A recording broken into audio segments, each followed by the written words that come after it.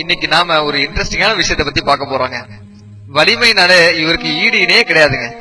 இந்த நிலம், நீர், காற்று இதெல்லாம் நம்ம டிராவல் பண்ணணும்னா இவரோட உதவி இல்லாம முடியாதுங்க. ஏன் பெரிய பெரிய பில்டிங் கட்டுறதுக்கு, பெரும் தொழிற்சாலைகளை உருவாக்குவதற்கு இவர் தாங்க மூலப்பொருள். அடையாங்க, மனிதன் வாழ்வதற்கு அத்தியாவசியமான பொருளை இவர் தான். அறிவியல் உலகையே ஆட்டி படைக்கும் அசத்தலான ஆளுங்க இவரு. யாருப்பா அவருன்னு கேக்குறீங்களா?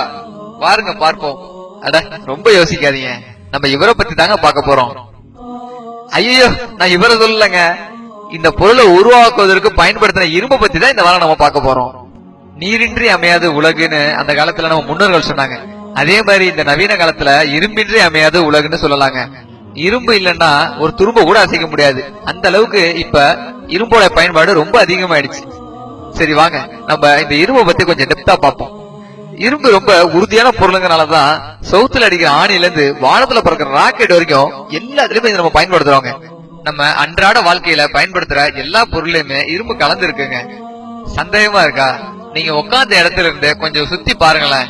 இரும்போட யூசஸ் அப்பதான் உங்களுக்கு என்னன்னு உங்களுக்கு தெரியும். சரிங்க, நம்மள சுத்தி தான் இவ்வளவு இரும்பு இருக்குன்னா நம்ம உயிர் வாழ்றதுக்கு அத்தியாவசியமான பொருளே இரும்பு சத்து தாங்க. ஒரு மனிதனுடைய உடம்புல 4 கிராம்ல இருந்து 5 கிராம் வரை இரும்பு சத்து இருக்குங்க. அந்த இரும்பை வச்சு ஒரு ஆணியே செஞ்சிடலாங்க. அதுல 2.5 கிராம் அயன் சக்தி உடம்புல எல்லா இடத்துக்கும் ஆக்சிஜனை கொண்டு செல்வதற்காக மட்டுமே பயன்படுத்தப்படுது. உலகத்துல அதிகமான பயன்படுத்தக்கூடிய உலகத்துல முதலானது எது தெரியுமாங்க? இந்த இரும்பு தாங்க. அந்த இரும்பு எங்க கிடைக்குது நமக்கு? இத பத்தி பல அறிவியல் ஆராய்ச்சியாளர்கள் ஆராய்ச்சி செஞ்சாங்க. அதை பத்தி இப்ப பாப்போம். அமெரிக்காவுல ஹார்வர்ட் யூனிவர்சிட்டியுடைய ப்ரொஃபசர் ஸ்டெயின் ஜாக்கப்ஸும் கலிபோர்னியா யூனிவர்சிட்டியுடைய ப்ரொஃபசர் சாரா ஸ்டீவன் இவங்க ஆராய்ச்சியில இரும்பை பத்தி என்ன சொல்றாங்கன்னா, இரும்பு இந்த உலகத்தில் உள்ள பொருளே இல்லைங்க, அது வேற எங்கிருந்தோ வந்திருக்குன்னு சொல்றாங்க. இன்னும் புரியும்படி சொல்லணும்னா, அதாவதுங்க, ஒரு தனிமம் உருவாவதற்கும் அதற்கேற்ற ஹீட் இருக்கணும், அதாவது வெப்பம் இருக்கணும். அந்த வெப்பத்தை பொறுத்துதான் carbon, sodium, magnesium, neon, aluminium, silicon, ஈயம், பாஸ்பரஸ், பொட்டாசியம், கால்சியம் உள்ளிட்ட இந்த மாதிரி எல்லா தனிமங்களுமே இந்த ஹீட்டோடைய தன்மையை வச்சுதான் உருவாகுது. ஆனா இரும்பு உருவாவதற்கான அந்த வெப்பம் இந்த பூமியிலே இல்லங்க. இப்ப மட்டும் இல்லங்க, எந்த காலத்திலயுமே அவ்வளவு வெப்பம் இந்த பூமியில இருந்தது கிடையாதுன்னு விஞ்ஞானிகள் சொல்றாங்க. சூரியன்ல உள்ள வெப்பத்தை போல 4 மடங்கு வெப்பம் வேணுங்க நம்ம இரும்பை தயாரிக்கிறதுக்கு. கிட்டத்தட்ட 30,000 கோடி டிகிரி வரை வெப்பம் உள்ள பல நட்சத்திரங்கள் நம்மளுடைய கேலக்சியில இருக்கு. அந்த மாதிரி நட்சத்திரங்கள்ல இருந்து பூமியை நோக்கி கல்லு விழும்போது அத வளிமண்டலத்திலேயே அந்த கல்லை தடுத்து நிறுத்தி அது எரிக்கப்படுதுங்க. எரிச்சு துகள்களா, அதை காத்தோட காத்தா கலந்து துகள்களா பூமியில வந்து இறங்கி விழுதுங்க. இப்படி கோடான கோடி ஆண்டுகளா நம்ம பூமியில வந்து விழுந்த இரும்பு துகளை தாங்க இப்ப எடுத்து நம்ம பயன்படுத்திக்கிட்டு இருக்கோம். இந்த பூமியில உள்ள இரும்பு இந்த பூமியோடதே இல்ல அப்படிங்கிற இந்த ரகசியத்தை நம்ம விஞ்ஞானிகள் இப்ப சில நூற்றாண்டுகளுக்கு முன்னாடி தான் கண்டுபிடிச்சாங்க. ஆனா இந்த ரகசியத்தை 1400 ஆண்டுகளுக்கு முன்பே குர்ஆன் இப்படி சொல்லுதுங்க.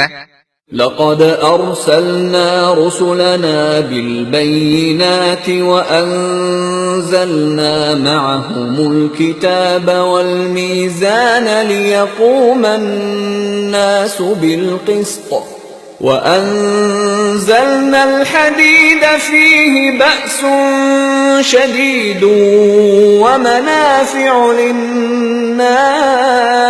للناس فيه بأس شديد ومنافع للناس وليعلم الله من ينصره ورسله بالغيب إن الله قوي عزيز. நமது தூதர்களை தெளிவான சான்றுகளுடன் அனுப்பினோம். அவர்களுடன் வேதத்தையும் மக்கள் நீதியை நிலைநாட்ட தராசையும் இறக்கினோம். இரும்பையும் இறக்கினோம். அதில் கடுமையான ஆற்றலும் மக்களுக்கு பயன்களும் உள்ளன. தனக்கும் தன் தூதர்களுக்கும் மறைவான உதவி செய்வோரை அல்லாஹ் அடையாளம் காட்டுவான். அல்லாஹ் வலிமை உள்ளவன், யாவற்றையும் மிகைத்தவன். அத்தியாயம் 57 வசனம் 25. இறைவன் இந்த வசனத்துல இரும்பை இறக்கினோம் அப்படிங்கிற வார்த்தையை பயன்படுத்துறான். 1400 ஆண்டுகளுக்கு முன்னாடி இது யாருங்க சொல்ல முடியும்? குர்ஆன்ல இன்னும் சில வசனங்கள்ல மலையை இறக்கினோம் அப்படிங்கிற வரக்கூடிய வசனத்துல அன்சல்னாங்கிற அரபி வார்த்தையை பயன்படுத்துறான். அதே போன்று இந்த இரும்பை இறக்கினோங்கிற அந்த வசனத்திலையும் அன்சல்னாங்கிற அதே அரபி வார்த்தையை தாங்க இறைவன் பயன்படுத்துறாரு. யாருங்க அந்த கடவுளு? குர்ஆன்ல அல்லாஹ்ங்கிற வார்த்தை பயன்படுத்தி இருக்கு. அல்லாஹ்னா என்னங்க? கடவுள்னு அர்த்தம், வேற ஒண்ணும் இல்லங்க. இன்னும் தெளிவா சொல்லணும்னா வணக்கத்திற்கு தகுதியான ஒரே இறைவன் அர்த்தங்க. இப்ப நம்ம இந்த இரும்பை பத்தி பார்த்தது போல இந்த குர்ஆன்ல இன்னும் பல்வேறு அறிவியல் உண்மைகள் புதைஞ்சு கிடக்குதுங்க. ஏன் இந்த குர்ஆன்ல இவ்வளவு அறிவியல் உண்மைகள் சொல்லப்படுதுன்னு நீங்க கேக்குறீங்களா? ஆமாங்க, நம்மள படைச்ச கடவுளை பத்தி நம்ம தெரிஞ்சுக்கிறதுக்காகவும் புரிஞ்சுக்கிறதுக்காகவும் ஏற்படுத்த விஷயம் தாங்க இதெல்லாம்.